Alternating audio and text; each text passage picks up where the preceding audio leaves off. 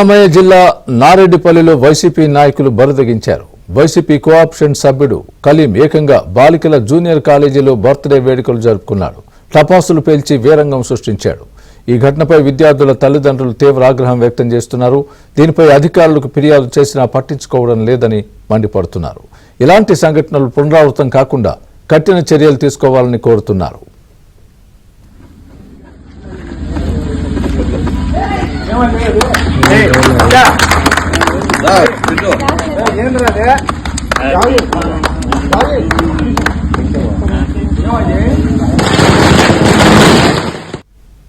సంఘటనలు జరగకూడదు. మన స్కూల్లో అలాంటి చర్యలు పాల్పట్టి చాలా కఠినమైన చర్యలు తీసుకుంటానని ఫ్యూచర్లో ఇది హామీ ఇస్తున్నాను.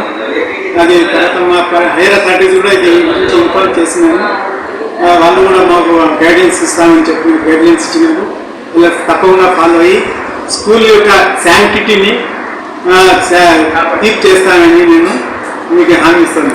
తెలియదు, తెలిసి ఉంటే అసలు పర్మిషన్ ఇవ్వము. నాకు ఎందుకు ఇస్తాను చెప్పండి.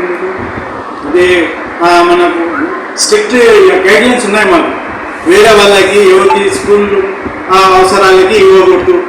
MPTC co-option number Kaleem birthday సందర్భంగా నందలూరు మండలం నాగిరెడ్డిపల్లిలో ఉన్నటువంటి మహిళా జూనియర్ కళాశాలలో వాళ్ళు బర్త్డే సెలబ్రేషన్ చేస్తారు. రాత్రిపూట పటాకులు కాల్చుకుంటూ సిగరెట్లు తాగుతూ మందు తాగుతూ ఒక విద్యాలయాల్లో వైకాపా నాయకులు ఈ విధంగా చేయడం ఎంతవరకు కరెక్ట్?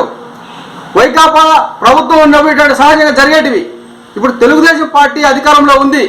ఇటువంటి వైకాపా నాయకులు విద్యాలయాలను ఒక బారులాగా తయారు చేస్తూ ఉంటే రాష్ట్ర ప్రభుత్వం చూస్తూ ఊరుకోదు.